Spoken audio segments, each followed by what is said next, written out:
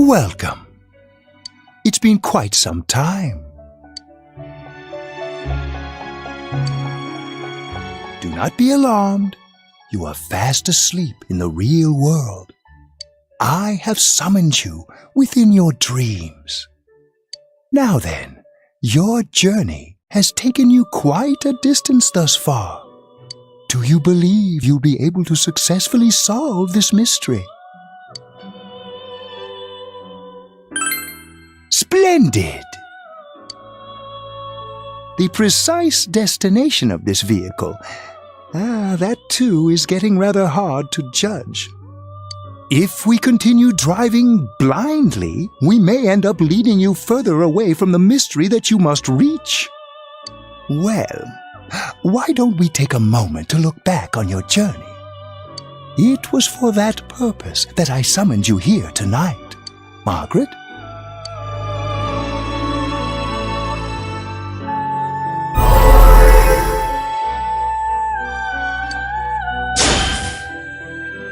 Really getting it is totally different. I mean, really finding yourself. I can't ignore that fact any longer. I need to face the truth head on. What's right? What you should choose to do in life? The answers to those things lie within you. I'm going to think about my life and set my own path. I was scared, but I've learned my lesson now. I won't just try and escape into my own personal time. We are experiencing the words engraved into your memory during your journey. Failing to understand and failing to listen are rather different things. All right, let's go ahead and think this through as much as we need. If we leave any unanswered questions behind, we'll just be lying to ourselves. I'll think as hard as I can and try to help. Come on, we've accomplished this much together, haven't we? Right, together. And it seems you have comrades with you as well, those heading in the same direction through this dense fog.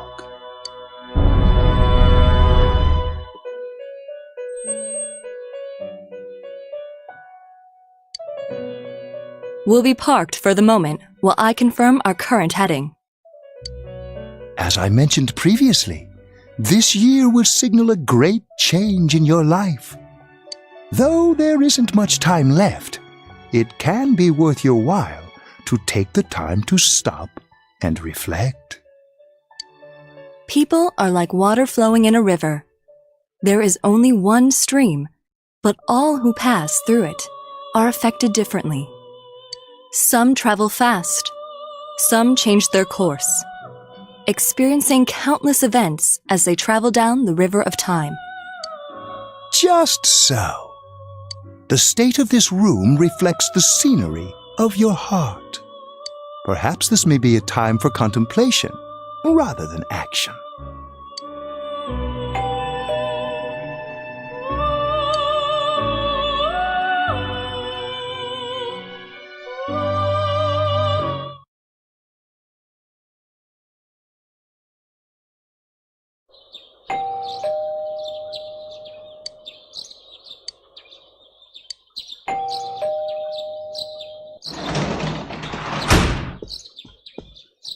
Teddy's missing.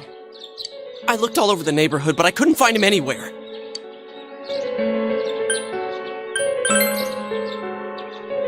Yeah, me too.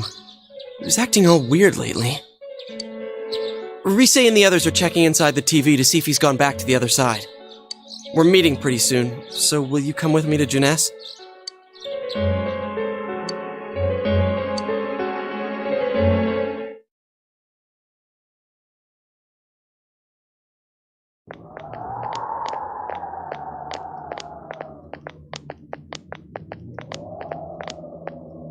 It's no use, man. We can't find him. No luck for me either. I didn't sense anything over there. The fog's so dense it might be affecting my readings. I wish I could do better. I'm sorry. Ted. Don't tell me he really went back to his world this time. We told him over and over that he could stay here.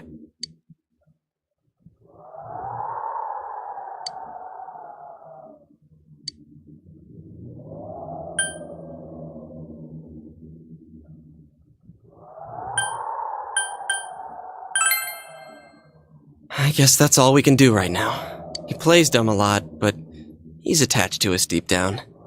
He wouldn't disappear without saying anything, right? I'm worried for Teddy myself, but let's trust in him and await his return. Right now we must concentrate on the case. It won't be long before Namatame is transferred to another location. We must hurry, or we will miss our only chance to get his perspective on this. You know, I've been thinking about the case since, but something just doesn't seem right. Let's quickly review the facts. Of all the victims, only 2 were killed, Miss Yamano the announcer and Saki-san. From the documents we found in the car, we know Namatame had some sort of dealings with them. After that, there were multiple attempted murders in which we were targeted. It was only when he took Nanako-chan that we caught him in the act, identifying his modus operandi in the process. When I hear you put it like that, sounds like the dude's guilty. As a result of Namatame's arrest, the police admitted that Mitsuo Kubo was a mere copycat killer. Back up to yesterday. Remember when you said Namatame didn't have a motive to kill the announcer? That's what's bothering me. Right. Either he's completely nuts, or we're misunderstanding something. You lost me. She's trying to say that if Namatame is sane, then there may be facts in the case we don't know about yet. Sane or insane? Sounds like a play I saw before. When he talks about saving people, what does that actually mean? I don't think there's any doubt that it includes kidnapping people and throwing them into the TV. Could he mean saving them through death? He did call himself a savior and said that the other side is a wonderful world. So they'll be saved if they die? What a bunch of crap! The bastard should have gone and saved himself! What do you think, Senpai? If you think about it normally, it's gotta be him. But there ain't nothing normal about that world anyways. There's something I've been wondering about for a while. When we first encountered him, he said, "You're the ones I saved. Don't worry, I'll save this girl too." So, if he saves people by killing them, did he save us? Wouldn't he actually have failed to save us? You raise a good point. If he thinks that salvation comes only through death, his words to us make no sense. And another thing, the Namatame who appeared on the Midnight Channel said he failed to save Nanako-chan.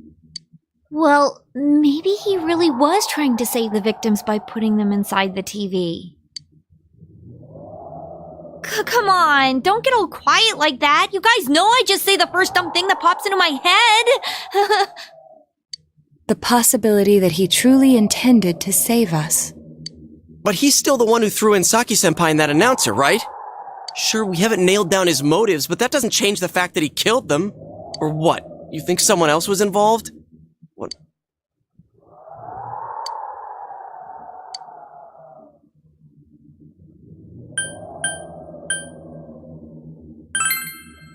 Her alibi? Wasn't it airtight right from the beginning? How could she kidnap people and throw them into TVs if she's out of the country?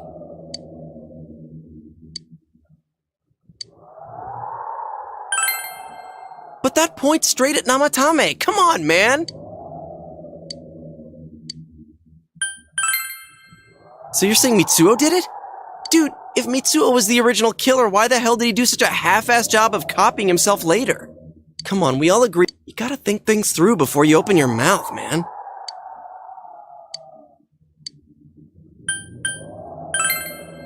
Warning letter? Oh yeah! Whatever happened to that thing? If Namatame's the killer, he must have been the one who wrote it, right?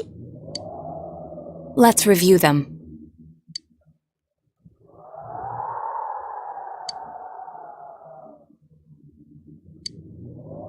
Yes, that's right. Isn't that kinda odd? Would someone who thinks he's saving people by killing them write stuff like, "Don't rescue or kill"? Yeah, and the will be put in and killed part doesn't make sense either. If the killer was writing it, Wouldn't it be more like I'll put in and kill? Hey, could this mean...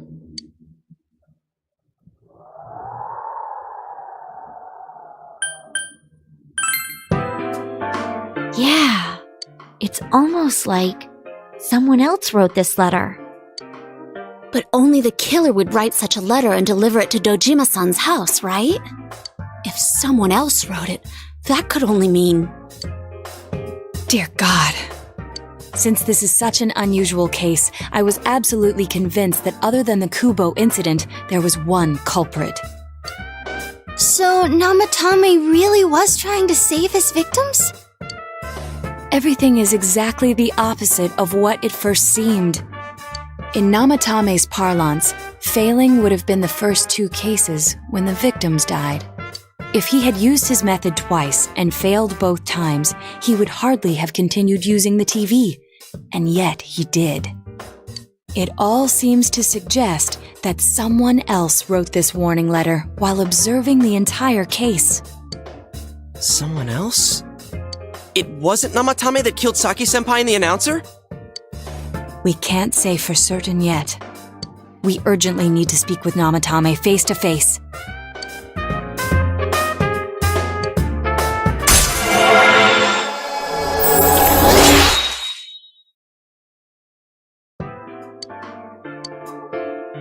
How though? After what happened yesterday, they said they're gonna tighten security. I have a plan. But there's no time to waste. Let's hurry to the hospital.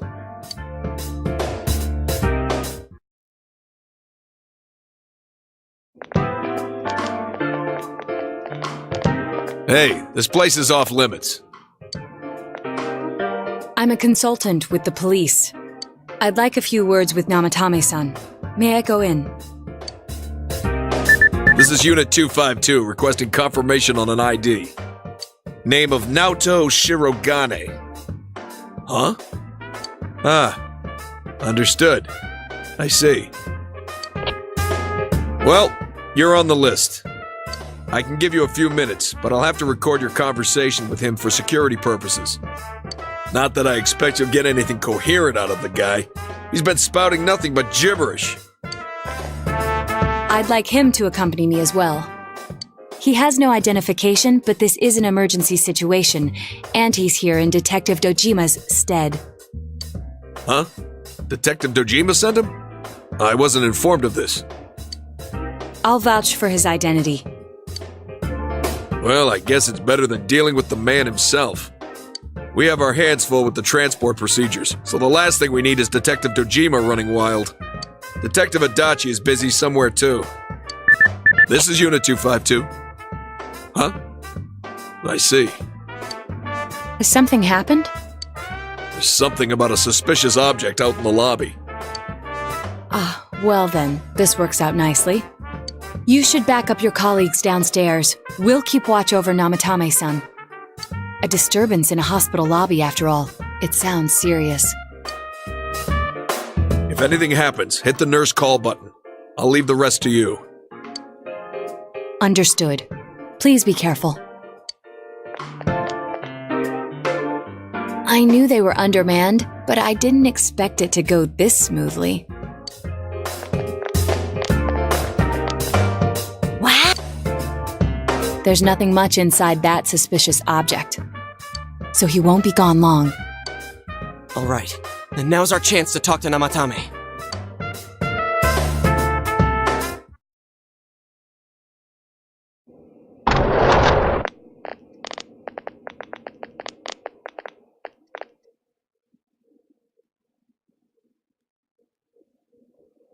Namatame-san, there's something we'd like to ask you.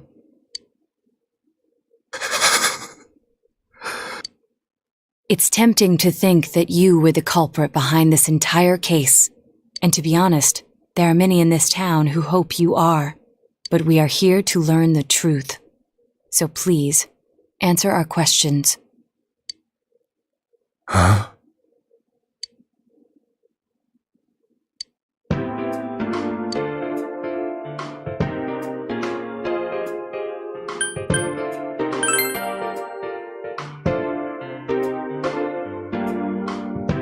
No.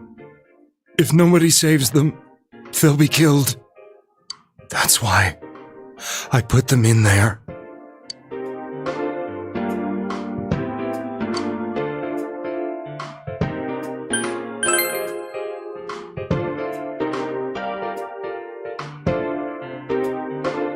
They were killed. I couldn't save them.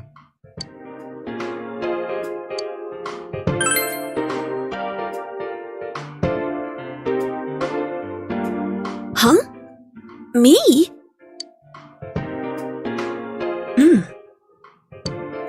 Then tell me if my estimation is correct so far.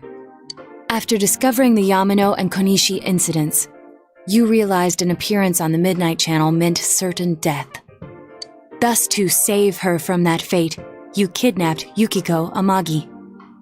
You couldn't let her be killed, so you threw her into the TV, preventing the killer in this world from reaching her.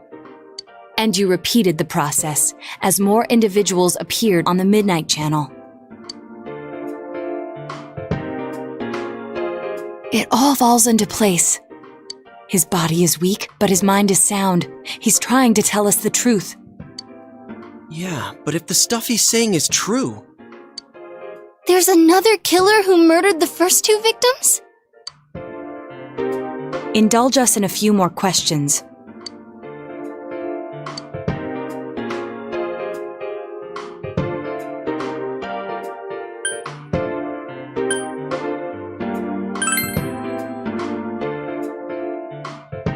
I didn't know.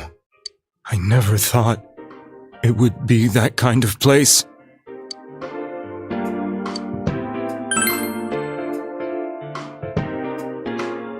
I have no idea.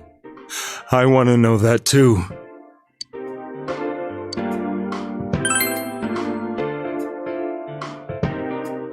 What are you talking about? As I thought. You believe me? Did they find him? Did they find the one who did such cruel things? Mayumi. Please calm down. Our ability to find the culprit rests on you. We know about the other world. In fact, we're the only ones who can fully understand what you have to say. Only you? We did blame you for everything at first. But now I think we can accept whatever you got to tell us as truth. Please, tell us everything you can, calmly and slowly. You're willing to listen? Do my story?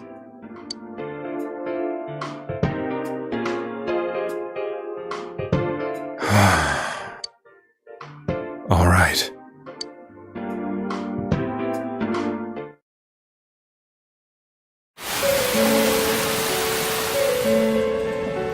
Soon after my affair with Mayumi became common knowledge, I returned to my parents' home, as if to run away from the scandal.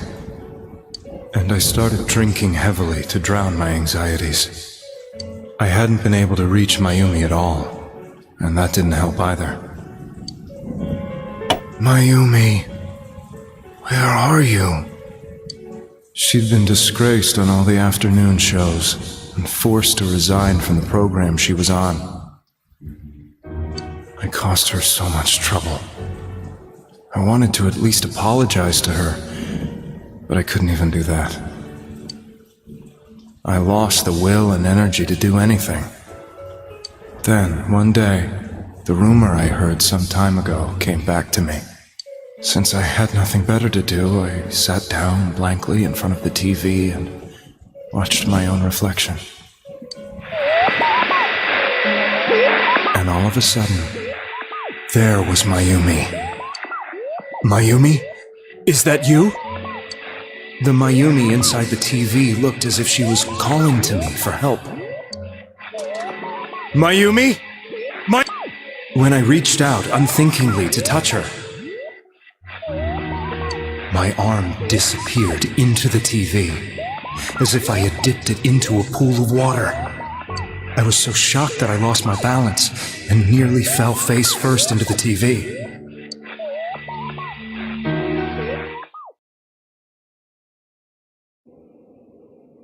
I was so scared. I couldn't understand what just happened. I thought maybe I'd gone insane. In the end, I decided to think of it as just a dream, and I went back to the city the next day after finishing work. The next afternoon when I got to work, I was fired on the spot, as I expected. That wasn't what broke me, though. It was Mayumi being found dead. And not just that, but it had happened in my hometown.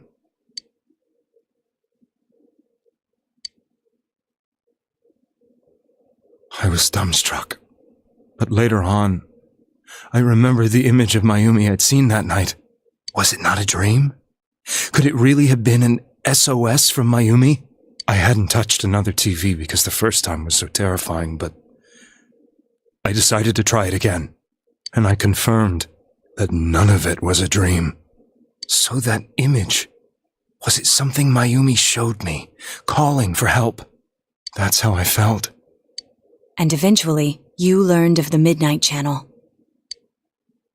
I remembered that when Mayumi was alive, she was chasing a rumor about some bizarre TV program. I'd heard about it before, but I thought it was just an urban legend. But then Mayumi appeared on it, and later turned up dead. The more I thought about it, the harder it became to believe that the two events were unrelated. Soon after that, I came back to Inaba to answer the police's questions. I'd lost my job, and I wanted to know the truth of Mayumi's death for myself. Then, on another rainy night, someone else appeared on the Midnight Channel. It was a girl. She looked like she was calling for help, just like Mayumi.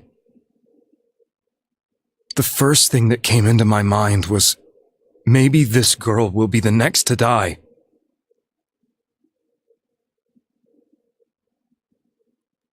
And that was Saki-senpai. I'd been following all the news about Mayumi, so I noticed right away that she was the girl who found Mayumi's body. And if my hunch was right, she'd be the next victim.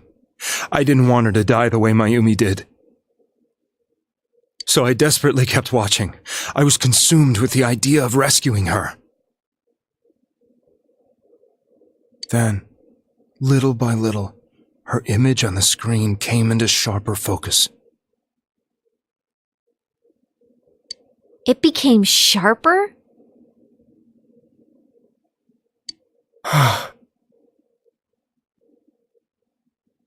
How did you find out it was her?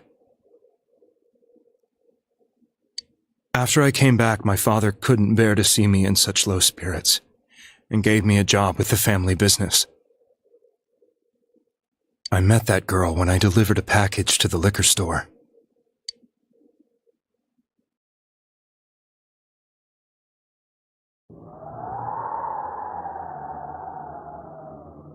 After agonizing over it, I decided to meet her and told her to be careful.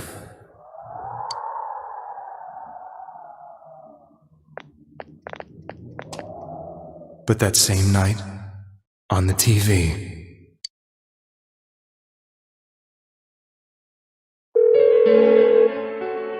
she looked as if she was being engulfed by some black shape.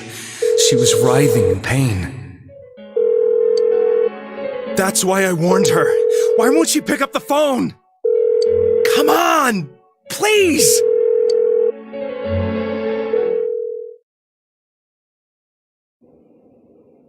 The next day, they found her dead.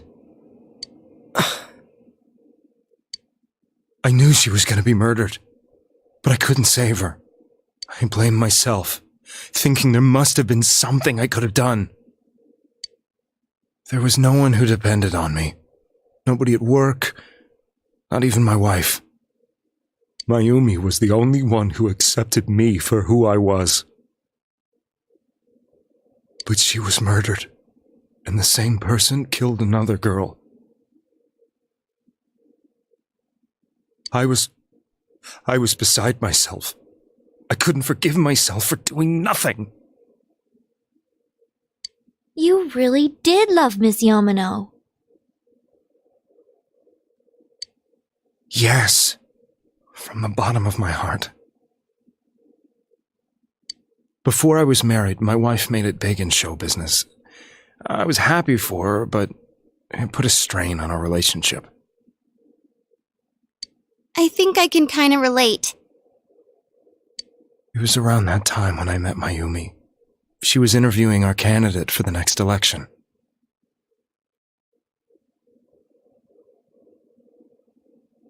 She was a big-name announcer, but she only worked with local stations, and her attitude towards work was similar to mine. We both came from Inaba, so she was easy to talk to. I knew it was wrong, but I couldn't help getting intimate with her. She gave meaning to my life. Soon after Saki-san was found dead, yet another girl appeared on TV. That was you.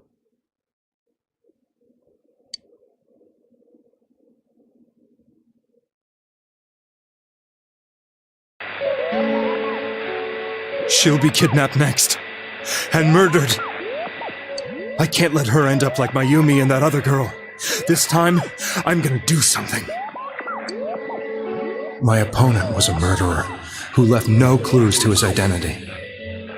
I thought hard about what I could do to protect her from someone like that. I'll never convince her. If she gets suspicious and they arrest me, who'll save her then?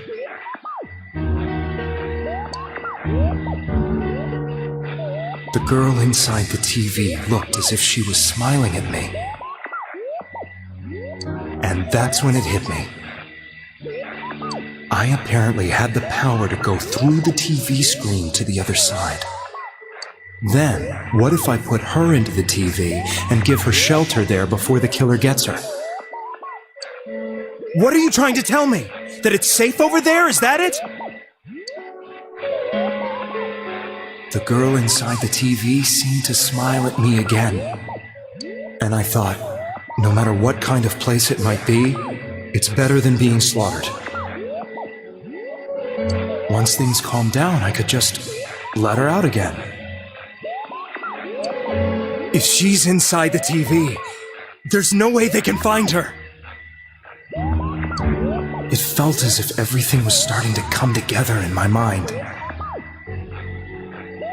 Could it be that Mayumi gave me that power to prevent any more victims from meeting her fate? Was it my mission to save people? But there was a big problem. If I explained the situation to the victim, they wouldn't understand. I had already tried that and failed miserably. It seemed the only thing I could do was to take them away. If that was... Or so I thought. Mayumi, please lend me your strength.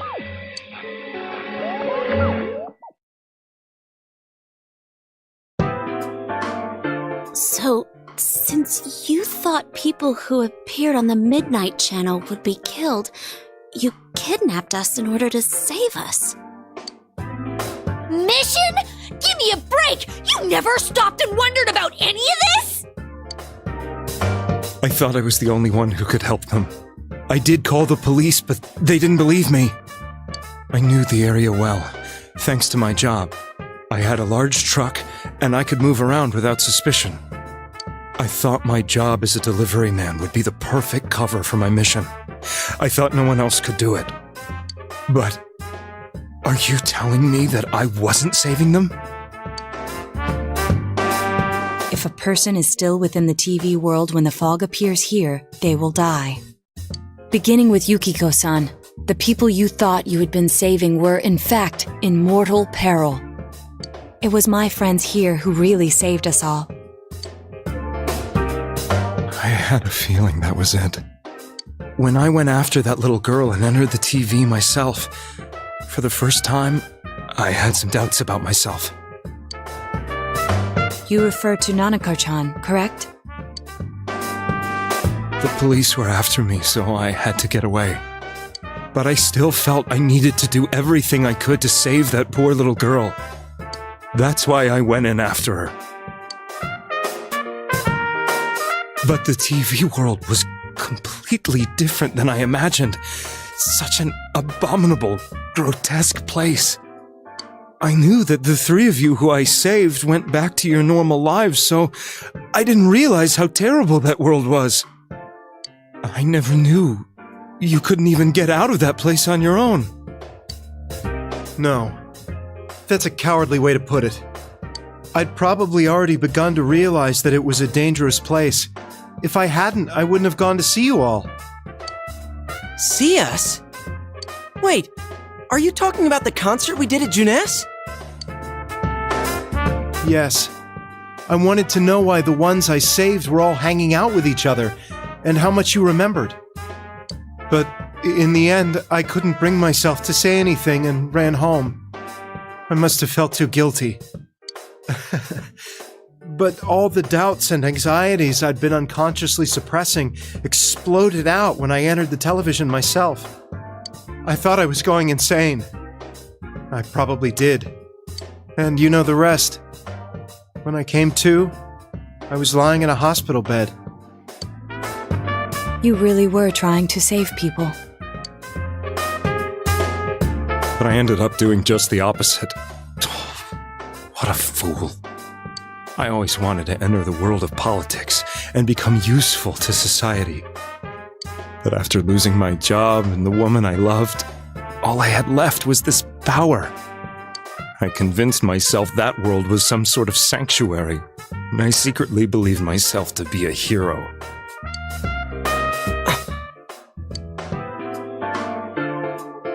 I never doubted what I saw on TV, and believed everything was as I wanted it to be.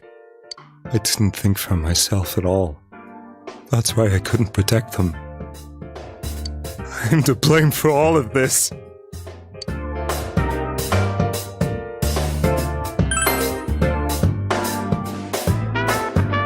I suppose so. But the things I've done are too serious to be brushed aside like that. I have no intentions of running away from my crimes. I'm prepared to face the consequences. Kidnapping is already a serious crime, and on top of that, I put all those lives in danger. I'm sorry. The Midnight Channel and the other world?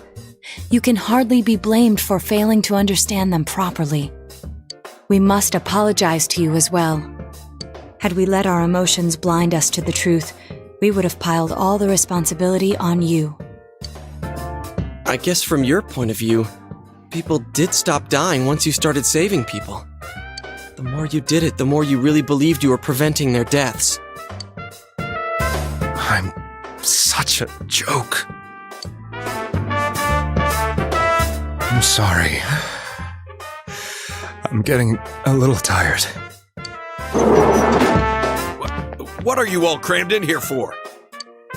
My apologies. We'll be leaving now. Wait.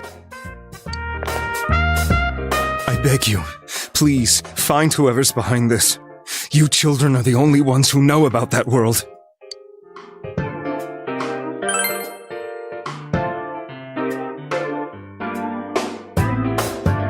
It's all clear now. He never committed any murders. It was another party who threw the first two victims into the TV.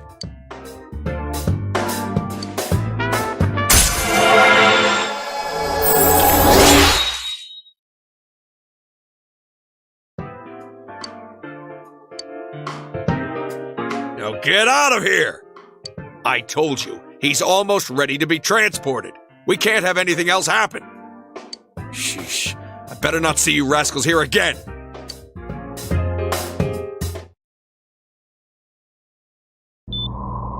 Nanako-chan looks like she's in pain. She's fighting for dear life. This was the last place we saw Teddy, right? He was so worried about her. How can he flake out like this when we have to find the real killer? The police consider the matter closed. We'll have to do all the investigation from here on out. Let's revisit Saki-san and Miss Yamano's incidents and see if we can turn up fresh details. But it's been over 6 months. Wouldn't the trail be cold by now? I know, but we can't give up. We're the only ones who understand what's really going on. And you never know. People might remember some things now because they've had so much time to think about it. Let's split up and talk to people all over town tomorrow. We'll meet up in the evening to discuss our findings. I hope we can find out something about Teddy, too.